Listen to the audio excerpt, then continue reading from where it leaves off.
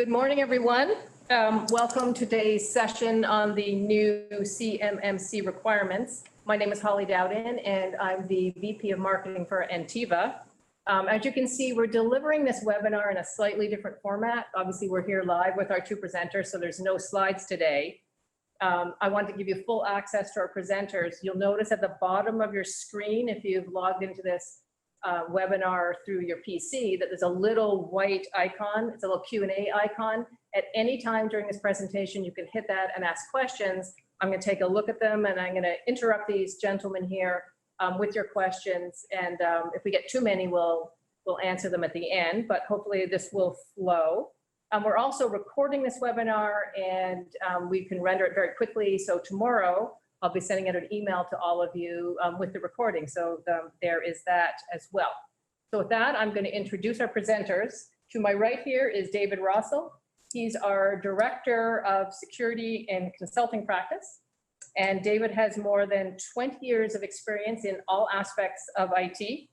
He serves as our CIO and CISO for all of our clients. And to my left here, which might be to your right, but hey, whatever, is Frank Smith, who is our CISSP, and he serves as Antiva's in-house security advisor.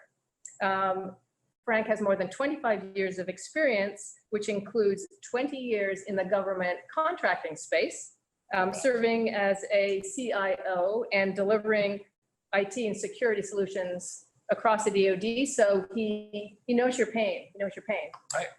And with that, I'm going to kick it off to David, who's going to introduce Antiva, and then roll right into this. And remember, ask your questions through the Q&A button, and we'll go from there. Great, thanks, Holly. Antiva is a managed IT services provider based out of Tysons Corner, Virginia. And really the origin of this webinar is with our clients, with us working with our clients and seeing the kinds of issues that they're struggling with as they look ahead to CMMC and as they work on their own current 800-171 and DFARS compliance. We're asked a lot of questions about these things pretty much every day, and it just made sense, we felt, to sort of share the wealth and to start a more open dialogue with a broader group people to talk about this stuff. So we regularly work with contractors to both help them create system security plans and identify gaps in their compliance with the current federal IT security regulations. And we also offer a range of cybersecurity services like intrusion detection and really a lot of the stuff that you need to be compliant with 800-171 and CMMC. So that's basically who Antiva is and where we're coming from. Now let's talk about CMMC in general. CMMC stands for Cybersecurity Maturity Model Certification. And the most important part of that four-word phrase is certification. It is really coming about, not to put too fine of a point on it, is that the DoD is getting pretty peeved about its secrets being stolen from contractors. And in the words of one of the current versions, theft is directly attributable to poor cybersecurity maturity and ineffective implementation of controls necessary to protect sensitive data. In other words, they're looking around, and 800-171 is required, but it wasn't being audited. And what the DoD has seen is that the lack of auditing is not helping with the ensuring implementation. And so they're looking at getting, ensuring more implementation. They want a guarantee that firms are doing what they promise they do when they sign on with these contracts. David? Yeah. Did you mean stolen secrets or CUI? It's a question from the audience. All of the above. Okay. So what's the big deal if you already have these requirements under DFARS-7012? And CMMC is specifically calling out protecting not just CUI, but also FCI, that is federal contract information. And the net is cast much more broadly. So you could make a case for having a really narrow definition of CUI under DFARS and 800-171, and that's getting blown up and expanded potentially dramatically in CMMC. So you're going to see not only auditing, but a much broader potential definition of what you have to protect. So let's talk just briefly about the structure of the CMMC. There's 5 levels of increasing complexity and difficulty or achievement. And each of those levels has a set of controls within them. And this is all going to look really familiar to organizations that are familiar with 853 and a lot of the other federal information security standards, where you have information domains like auditing, like user education, access control, and all of the controls that are sort of laddered underneath those different domains.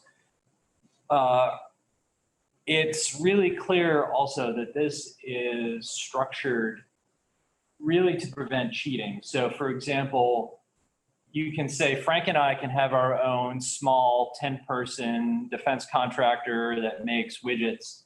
And when we write our 800-171, we say, yeah, we maintain audit logs and we review them as needed. Well, that's not really monitoring in the sense that was originally intended with 800-171, but we can kind of skate by. The way the controls are phrased in CMMC, that skating is not going to be able to happen anymore. And you're actually going to have people checking to make sure that you aren't trying to skate by. So let's talk. Frank, do you want to talk a little bit more about the differences in approach here? Yeah, so 171 as implemented with the DFAR requirements is basically an honor system. And you don't actually have to implement all 110 controls that are specified in 171 to meet the DFARS requirement. You need to assess your systems against the 110 controls, identify any gaps, and come up with a plan for remediating the gap. The expectation is that you would make a good faith effort to close the gaps, that if you had fairly trivial gaps, like you don't have a warning message when you log into your PC in the morning, that those things you would take care of right away because they're easy to implement, they don't cost you anything, and they might even come under the category of something you might consider best practice. But at the end of the day, all you have to do is produce an SSP, the system security plan, and the accompanying POA&M. Now, DoD did come out with a CDRL and a DID that specify the formats for them. It's fairly straightforward. You've probably seen them as deliverables on some of your more recent contracts. In my direct experience now, I have seen contracting officers have generally asked for them within 5 days of award. So you turn over those 2 documents at your kickoff meeting, or you email them in a few days later, and you've met the requirement whether or not you have in fact implemented all 110 controls. And that's a little more recent, where they're asking for the copies. Yes. Very, very quickly. It used to be nobody asked for them at all. Yeah, the contracting officers were taking a much more laissez-faire approach. And if as a small business you were a sub to one of the larger primes, they were being more aggressive about getting those things done. Because quite frankly, the big guys are not putting their contracts at risk for a bunch of little companies. So they have been more aggressive about it. but the contracting officers are being more proactive and they are asking for them up front. If you don't have your system security plan and POEM ready to go, quite frankly, you're going to be in a world of hurt in 2020, and you've got no chance of getting through the CMMC gates if you haven't already done it. Two quick questions. Two people are asking what are the 5 levels of achievements, but I think you guys are going to go into that later. We will. We will. Okay, so hang We on. promise. Hang on, folks. They'll definitely do that. And the other, another one that's come in to a statement you just said, which documents are specifically being asked for? So in order to meet the requirements for the 7012 requirement under DFARS, you must assess your IT systems. Well, it's more than IT, actually. It's HR and contracts and a bunch of other things. Yeah. But you do the 110 requirements and you do it again and document the results in a system security plan. For any gaps, they go into a POEM, and those are the 2 documents that the contracting officers are asking for. And to be clear, POEM, plan of action and milestones. Yes. So during this CMMC transition, so there is not a one-to-one between 800-171 and the current DFARS requirement and the CMMC. However, CMMC level 3 maps really closely to the current requirement. So if you've already assessed yourself against 171, you know what gaps you mostly will have when it comes time to actually do a CMMC level 3 certification. Key difference. The SSP and the POEM are your documents. Even if David and I come in and help you write them and we look at your system, if you're an Antiva client, we can get a lot of that done ahead of time because we know how your systems are configured. If you're not, we take your word for it. We don't actually sit there and say, show me how this is implemented. Big difference with CMMC. It is not going to be this, tell me about it and let's document it. It's going to be, show me. And a key phrase that has been through everything that's come out on CMMC is go, no go. Everything is a litmus test. You either meet the requirement or you don't meet the requirement. If there's 110 requirements for CMMC level 3 and you meet 109 of them, you're CMMC level 2, have a nice day. Correct it, come back, get a recertification to try to get the level 3. Everybody, 100% of the defense industrial base must have a CMMC level 1 certification. That's a given. How fast that requirement rolls out is to be determined. But if you want to operate in DoD, you will pay an assessor to come in and do a third-party assessment. Don't know what that's going to cost. If you go and say, I want a level 1 certification, somebody will probably come in and in a day and a half, kind of 2 days, can assess you on the 15 or so requirements that'll be there. But everybody will have to have at least a CMMC level 1. David and I, in our opinion, and based on some things we have heard, unless you are really far down in the supply chain, like you're making screws for mounting circuit boards to an enclosure, you're not going to get away with a CMMC level 1. No, just forget about it.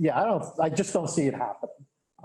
Here's a great question, and I'm going to interrupt this because this is very pertinent when I talk about who is certified or qualified to certify is a government function. Okay. Yeah, that's a great question. It's a great question. Yep. So there will be an independent certifying body that is completely separate from the federal government. That certifying body is being established right now. Yay, even this week. Yay, even this week. DoD will establish a relationship with this independent body. The independent body will establish the training requirements for certifiers. They'll establish the process for certification. They will also serve as adjudicators if you don't like the certification level you got. Notionally, and correct me if I'm wrong, sometime in January, probably that will be stood up. Spring, March timeframe, they'll have the training requirements and things established. Certifiers will start working and get their certifications and training done. And notionally, CMMC requirements will start showing up in RFIs in June and RFPs about a year from now, maybe November. Yeah. So if you see the this little homage to Star Wars in here, they're calling the auditors C3PAOs. C3PAO. Yeah. Yeah. And those are going to essentially be certified by the certifying body, and think a whole fleet of auditors, big and small, are going to go out and do all this auditing, and you're going to have to pay the auditors. The auditors are going to feed that auditing data into this master DoD database that is probably going to be publicly available so that the primes can check, and also, maintained and cared for and fed by the DoD.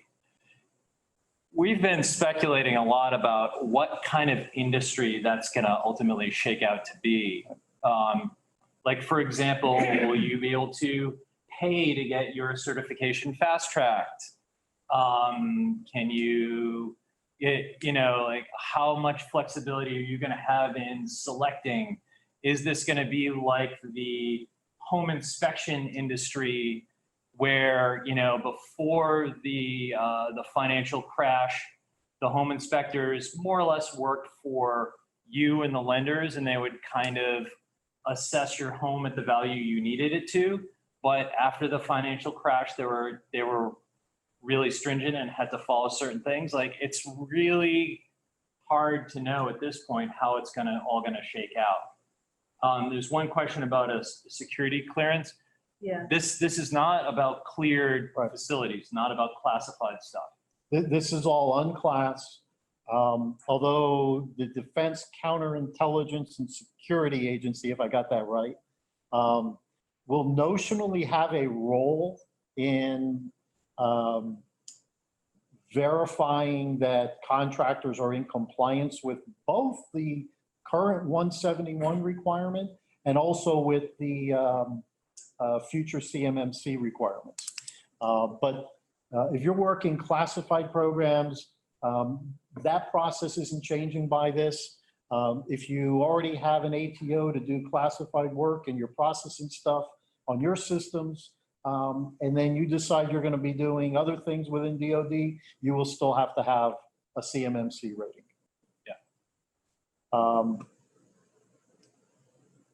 Right now, like I said, you can have gaps in your system. Like, there's a requirement to have MFA.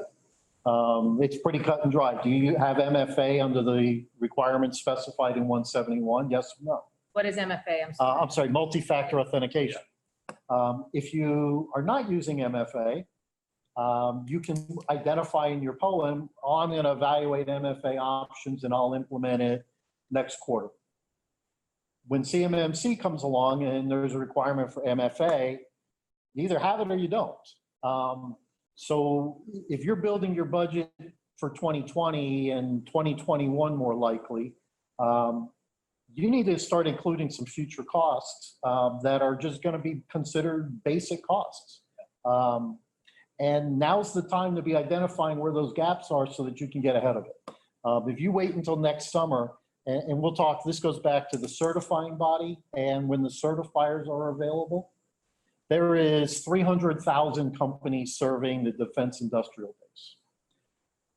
I don't know how many certifiers will come out of this process, but do the math.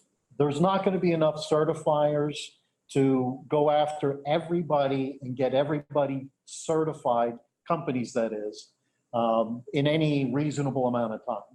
Now, DoD has said they're not going to make the requirement retroactive.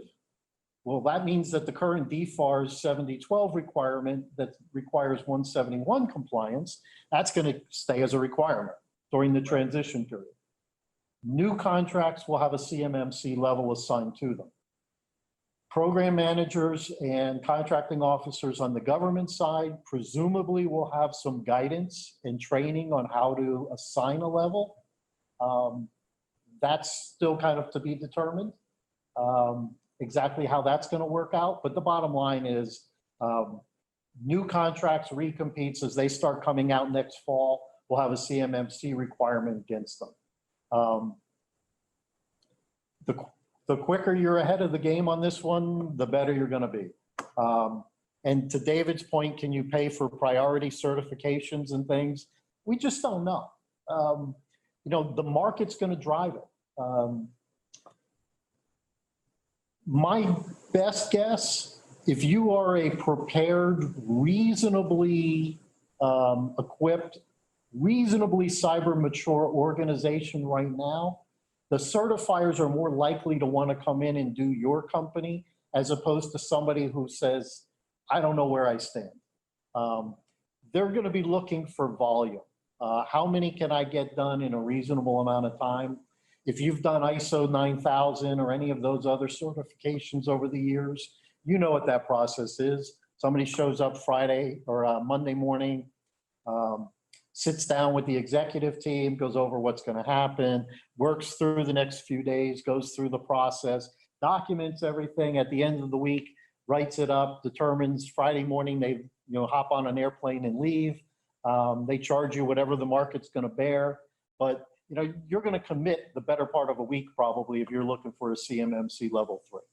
And I may disagree with you a little bit. I think, when I used to grade papers, somebody who's 100% right is easy to grade. Somebody who's 100% wrong is really easy to grade. And it's that sort of C student that you wrestle with, right? And I think that, some of these may go really quickly, and the devil is going to be in, well, where is it murky? Yeah, good point. For the absolutely, yep. Question, where is does it debatable? ISO 2001 certification map to CMMC or equate to a specific CMMC level? ISO, I'm guessing maybe it's ISO 27001/27002. It does not. And that was actually not really one of the standards that they were drawing on when they were preparing CMMC. They were really looking at the CIS top 20, the existing 800-171 standards, the UK's cybersecurity standards. There's a little bit in there with ISO 27001, but not very much. Though, the reality is if you look at ISO 27001, it's talking about good cybersecurity practices, just like 800-171 is. These standards aren't really different when all is said and done. There's a lot of congruence between them all.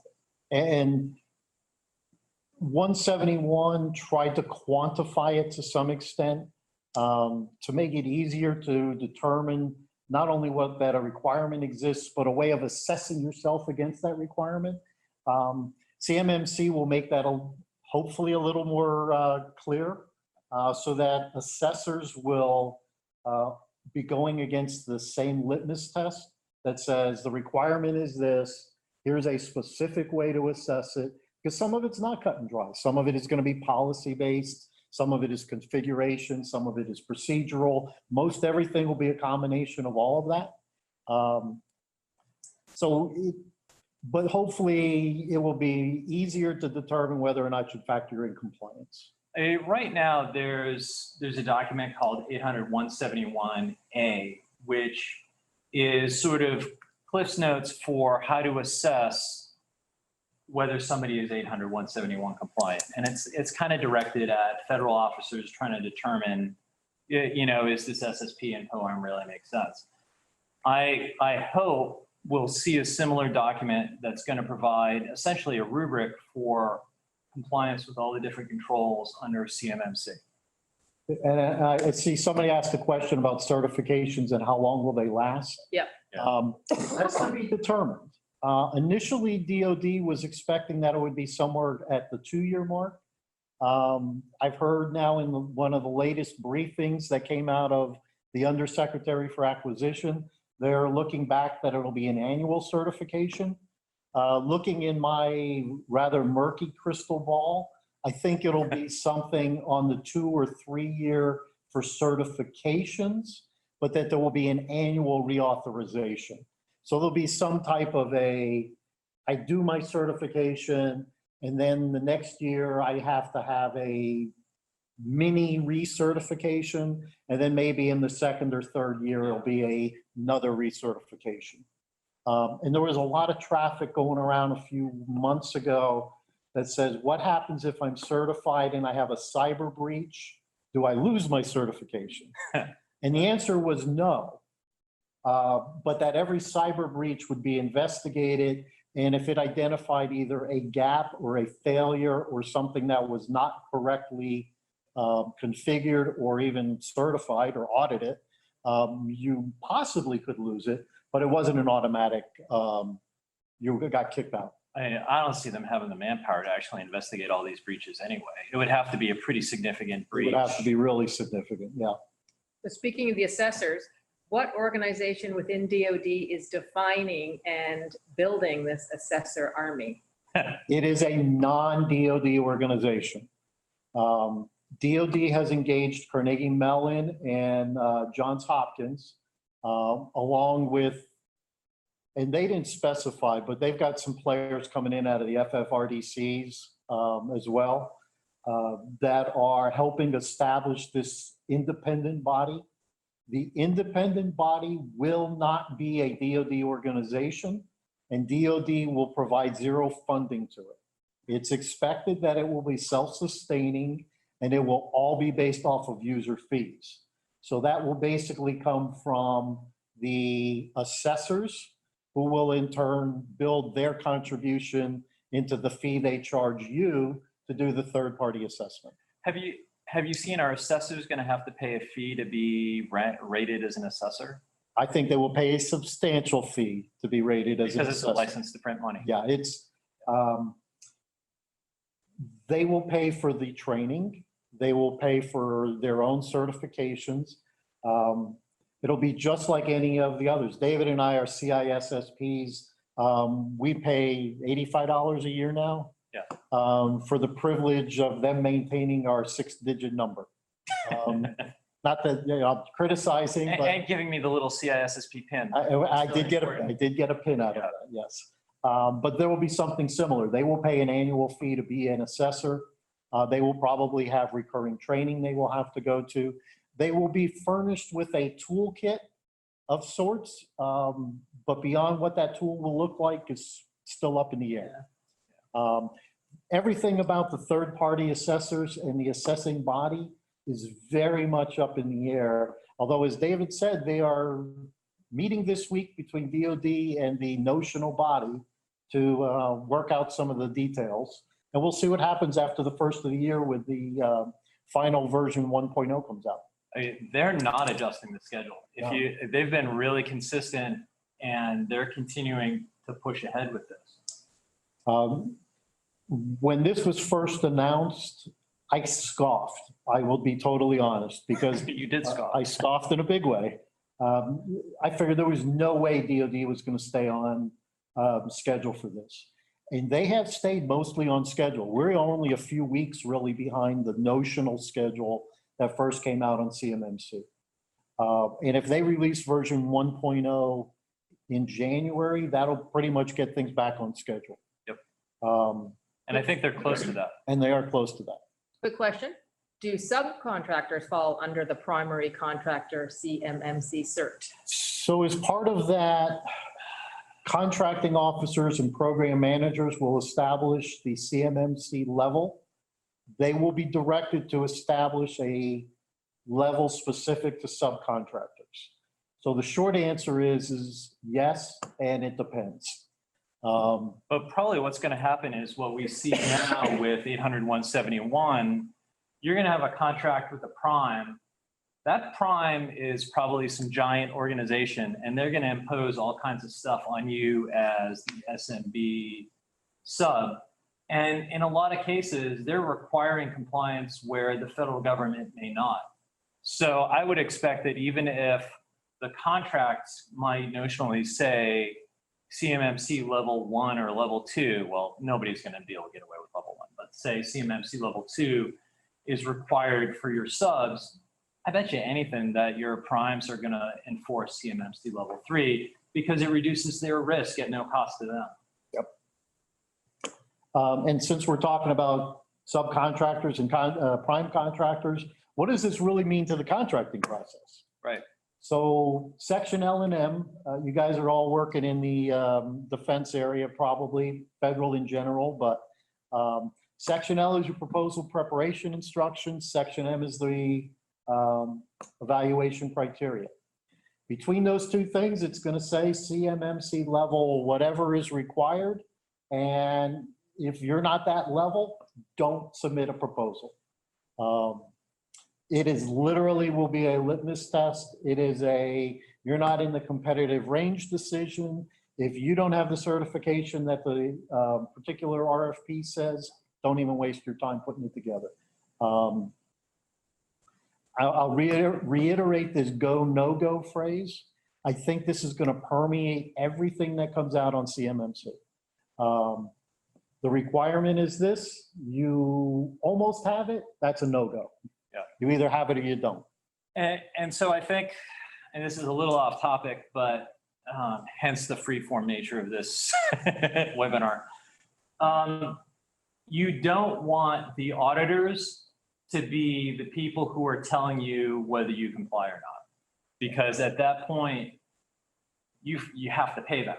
You don't want to be surprised. So you want to make sure that you've thoroughly reviewed everything in advance, that you've either self-audited or you have a company like ours come in and help you work through, identify your gaps and remediate those gaps. And you need to start looking to do that pretty much as soon as the standards come out in January. Oh. And even, I mean, tomorrow start getting 800-171 compliant if you're not already, because that'll get you on a good path. And even if you don't implement everything in 171, at least you know where you will stand and you'll know what your gaps are and you can plan for it. So we talked about, there is interest in CMMC outside of the DoD.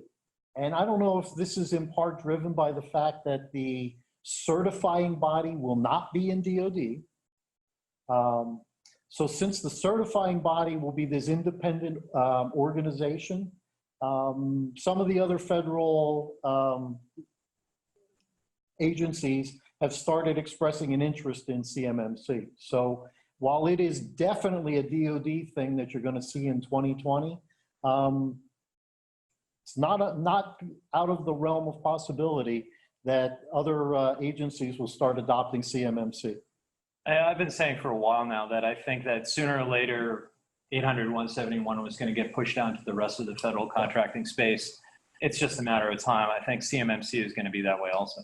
And looking at the 171 requirements, there's 110 things on that list. David and I differ in some of the little details in terms of how many of them are like things that everybody should be doing anyway. But the bottom line is that most everything that's in there is shame on you if you're not doing them kind of stuff. There are a few that are clearly, you've got to make a conscious decision to do certain things.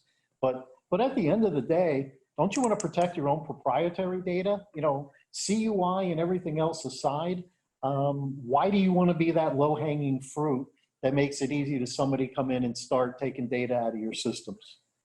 That bring you into levels. do we want to start talking about? Let me finish. I got a couple of things. Okay, go ahead. So DOD in particular, but it came out in some other venues as well, said security is an allowable cost. And that was like some huge, watershed moment. But in reality, it meant nothing because security has always been an allowable cost. You've always incorporated these kinds of things in your overhead rate. It's not a direct cost. That may be different for CMMC levels 4 and 5. but, because they're expected to be really expensive to implement, but for levels 1, 2, and 3, consider it an allowable cost. It's part of your wrap rates. And I'll share just some real broad kind of numbers. Company I worked with, about $15 million defense contractor, needed to implement a few things to become fully compliant with the 171 controls. Their wrap rate was on the order of 2.18. And after they implemented the controls, they were spending between $2,500 and $3,000 a month in recurring costs. It raised their wrap rate by 3/1,000ths of a point to 2.183. It's trivial. It's just not that big of an impact. The dollars to do things better. If you're in a reasonably good position right now, getting compliant is not that big of a deal. Quickly, CUI is well-defined, but FCI is somewhat nebulous. Do you have a clarification on what will be protected on the DD 254? The short answer, no. Identifying the information that's going to be controlled is currently a problem. The contracting officers aren't doing a really good job of identifying what's CUI. Don't expect that to get a whole lot better in the short term. A lot of contractors that we're currently working with are struggling with it. Yeah.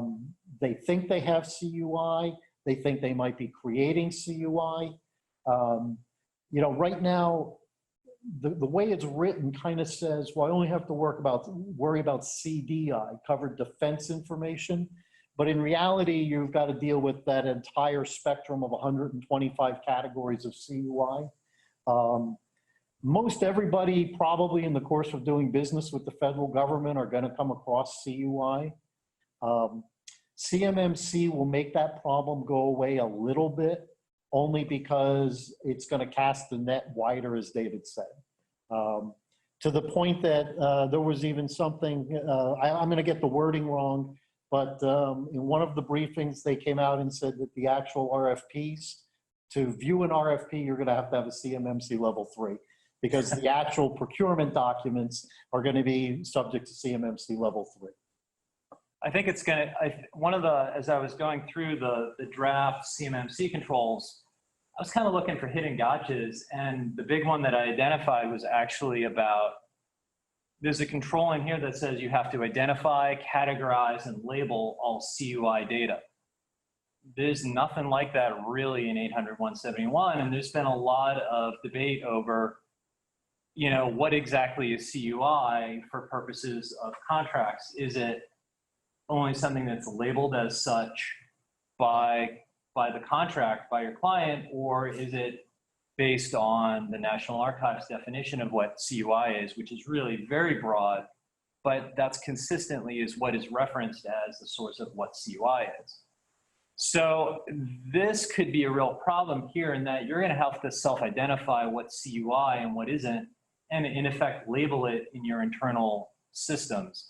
And labeling of data, that's not something that clients of this size typically do. So I think we're going to have to really take a look at those standards and figure out what's required there. That's going to be harder than almost anything else in here. Yep. Sorry, a little bit of a random question in the panelists, but this is what we're here for, people, so we're going to do it. Based on your interpretation of Control 3.5.3 MFA, do you believe companies need to incorporate MFA for logging into their endpoints if they contain CUI? Go ahead. So yes and no.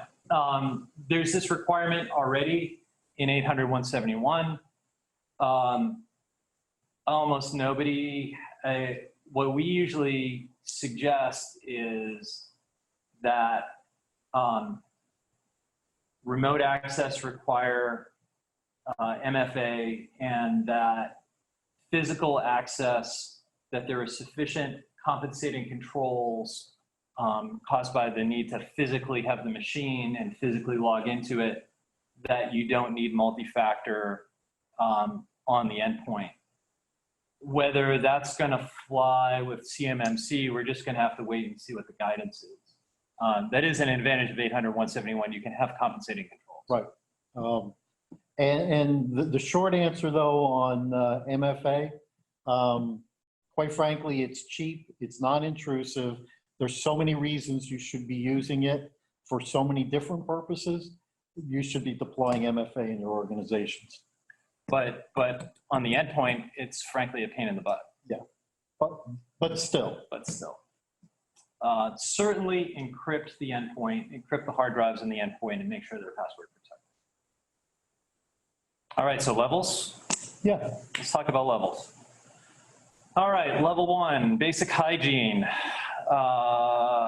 You had a take on this. Yeah, it's in a nutshell, it's the FAR 52. I'm going to look at this. The FAR 52-204-21. So in a nutshell, it is the requirement that has existed for a long time. I think the current version of that may have come out in 2010. It lists 15 basic things. There's a couple different things associated with it, but it is the absolute bare minimum of things you should be doing from a cyber standpoint. And in fact, it doesn't cover most of your bases. If that's your entire cybersecurity program, you're probably in trouble. Right.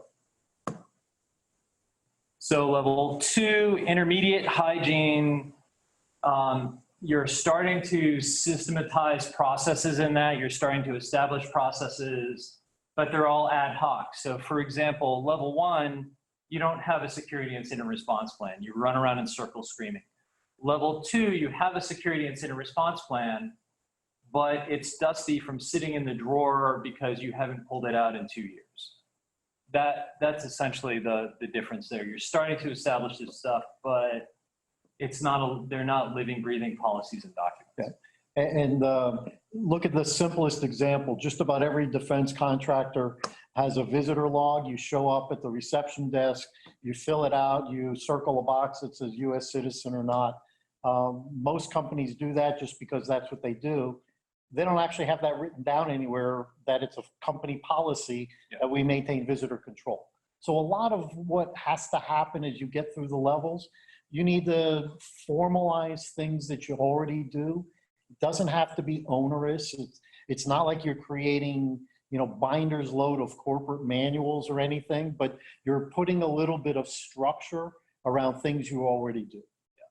Yeah, structure is the big piece. That's the real key difference. I mean, there's a real level up there between level 2 and level 3 in terms of structure and the additional stuff that you need to add. Level 3, how would you categorize that? So level 3, you've gone and you've got a pretty good set of practices and they're well documented. By the way, if you don't have an IT user policy, that's a great place to capture 35 or 40 of the things that are in 171. You can capture in an IT user policy and you document how you're going to implement them. You've also gone above and beyond and you're doing things that are proactive, that are also giving you some forensics capability that, across the 171, there's lots of things that talk about make sure you're logging this and you're analyzing that and you're reviewing this. Well, everybody logs everything, but how often do you actually analyze or review? Right. And by the time you get to level 3, you've got either a process or you've gone to an outsourced security as a solution provider, and they're helping do that analysis and the review of those kind of things. Yep. You've upped your game is really what it boils down to. You're not the low-hanging fruit. Could you still be hacked? Sure. Absolutely. Could you still be, hit with a phishing attack? Yeah. But if you're hit with a phishing attack, is it likely to cause widespread damage? Probably not. If you're hit with a phishing attack or a ransomware attack, is it something you're going to detect real fast mitigate the impact, and it's an inconvenience and you have to correct a couple things, but at the end of the day, it's not going to bring your company down for a week. Yeah. And we actually saw that happen with one of our clients that was a defense contractor. They had, they wanted to be 800-171 compliant. They had an SIEM solution for log management in place. That SIEM at like 5 o'clock on a Thursday picked up ransomware activity just starting, got everything shut down, and we stopped the ransomware in its tracks when that's something that if they hadn't been 800-171 compliant, they would have come in and worked the next day and found their entire infrastructure encrypted. So it'll save you money in the long run. Question, can you be a level 1 sub under a level 3 prime? Depends on the contract. If the contracting officer said subcontractors can be level 1, given that they're going to do this part of the work, or, if you're in one of those prime sub arrangements where the subs are doing fundamentally the same thing as the prime, probably not. But if you're a lower level, especially in a supply chain kind of environment, then I'm sure the contract will probably specify that. Yeah, but your contract with your prime could specify something entirely different. And yeah, they may not be willing to do that. There's no requirement to flow down the minimum. They have to, well, let me rephrase that. They have to flow down the minimum. And that's what's ever specified in the prime contract. But they can impose higher level requirements. And in fact, I would start really now reviewing really carefully the language in your contracts with your primes as they renew, and just look for stuff in there like shall comply with CMMC level 3, or shall implement all the controls in 800-171, because those are higher requirements than what you might have from the DoD itself. Level 4, really so CMMC draft 0.4 had text for level 4 and level 5. They removed that text in CMMC 0.6. And if you look at their schedule, they're really only talking about levels 1 through 3 in early 2020. So we feel like they're essentially shelving talk of levels 4 and level 5 for now, because the requirements are really quite high. So we're not going to spend a lot of time talking about them here. Generally speaking, levels 4 and level 5 impose automation and real-time action against intrusion. And not to further complicate the alphabet soup, but 800-171B. Yeah. 171B is, I'll say, the basis for level 4 and 5. It's a big part of it. Yeah, 171B though is out in draft. Has been now about 5 months. A few years. No, longer than that. Well, the latest draft came out over the summer. Okay, yeah. Latest draft came out over the summer. DoD released a paper of sorts that commented on what the applicability would be, and determined that it might only affect as few as 80 defense contractors, and represents less than 0.5% of all the programs.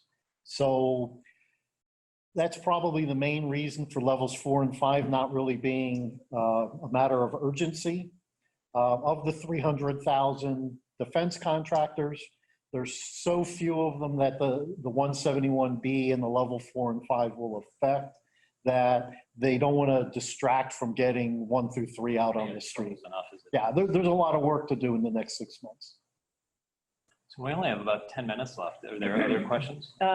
Did you get to level 5, or is it just me? Well, 4 and 5, they're pretty much all about automation and autonomous activity, and really being able to detect and defend against advanced persistent threats, like essentially nation state actors or large criminal organizations.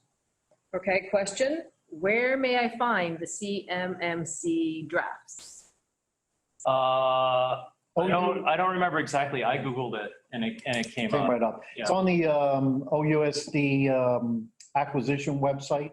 They'll have a link to the 0.6. But yeah, if you Google it and specify the 0.6 in your search, it'll come right up for you. Yep. Other questions? There was one that came in earlier and you sort of kind of answered it. I'm pretty good on 800-171. What does that mean for CMMC compliance? I think you Yeah, if kind of addressed. If you're in good shape, if you're comfortable with where you are on 171 and know where your gaps are, you know what it's going to cost you to fix them. And you should be in pretty good shape when the CMMC auditor shows up. Yeah, I think there's maybe, I don't know, 10 to 20 controls on level 3 that aren't in 171. And there's stuff that you should do anyway. Another one, we have 8-9 minutes left. You mentioned endpoint encryption, bracket storage. Will CMMC recognize commercial standard or must it be FIPS 140-2 validated to count as encryption? Oh, man. So if you read it literally, it's got to be 140-2 validated. Yeah.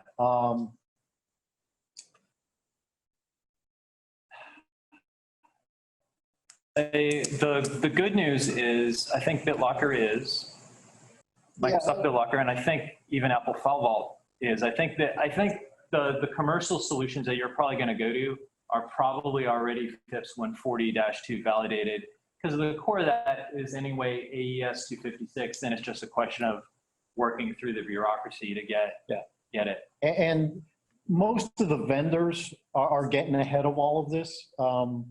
Go to anybody's website and they know what you're going to be asking for. And you're starting to see all these little seals pop up and, you know, we've done this. And I don't think that something like that's going to be a real big roadblock. I think you're going to run into a bigger challenge with that encryption, and FIPS 140-2 is actually on, say, things like backup systems and things where, you know, cybersecurity isn't maybe their main line. And so getting FIPS 140-2 validated is an extra cost that they just say, screw it, we don't need to do this. That's where your risk will be there, I think.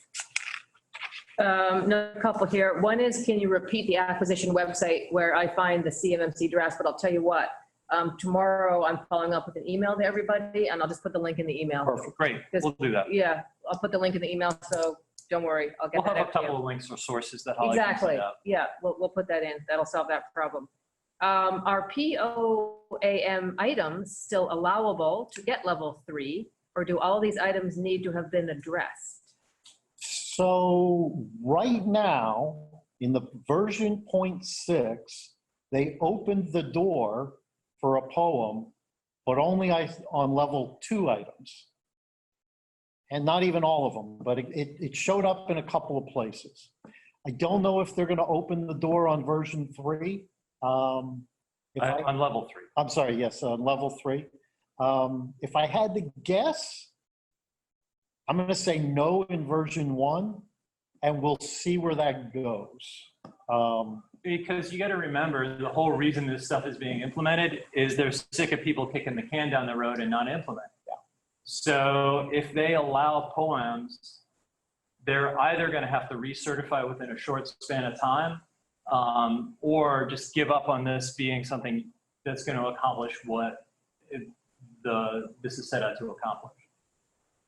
Here is a really great question on the cloud. I was wondering if someone would ask this. You mentioned cloud-based companies. How is Office 365 commercial cloud position for CMMC? This is just a mess.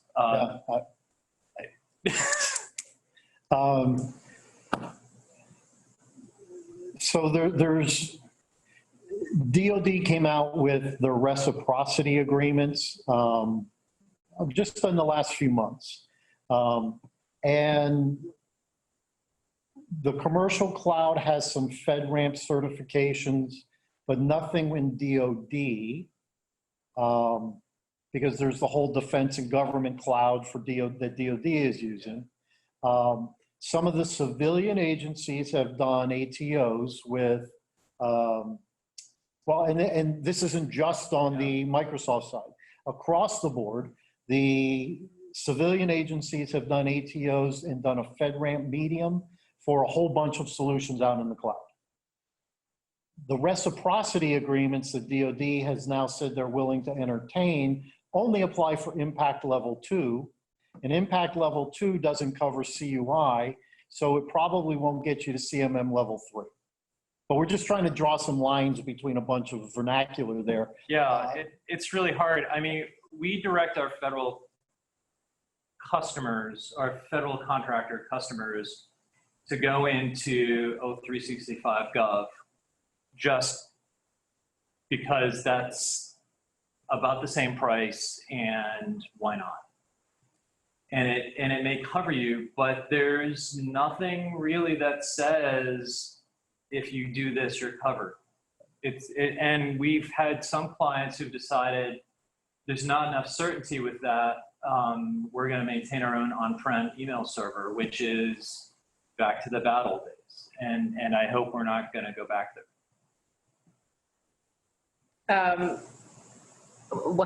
I think this gentleman is joking. What? Oh, 365 is FedRAMP level moderate. It's a check mark, right? LOL. Just a joke. Okay, where are we? 11:57. There are no more questions that I can see here. Is there anything you want to end up with? Anything we're missing? I know this could go on forever. I mean, really, I mean, this is, let me do my obligatory 35-second sales shtick. Really, we're doing this to help you all out. If you find yourselves sort of scratching your head after looking at the free resources that are available online, we work almost every day with small to mid-sized business, federal contractors, defense contractors, helping them make sense of this stuff and get these things in place. Please give us a shout. We're happy to help, have some preliminary conversations. And if you want help walking through an SSP, we can do that for you. If you need, you know, the stuff that you need to implement the controls, like an intrusion detection solution, multi-factor authentication, that's all stuff that's in our wheelhouse that we do all the time. Yep. And I'll end that with, if you've been hiding behind, I don't have any CUI, therefore I don't have to be 171 compliant. If that's been your approach, it's really risky. It's time to put on your big boy pants and say, if we're going to do business with the DoD, we're just going to go ahead and start moving down that path.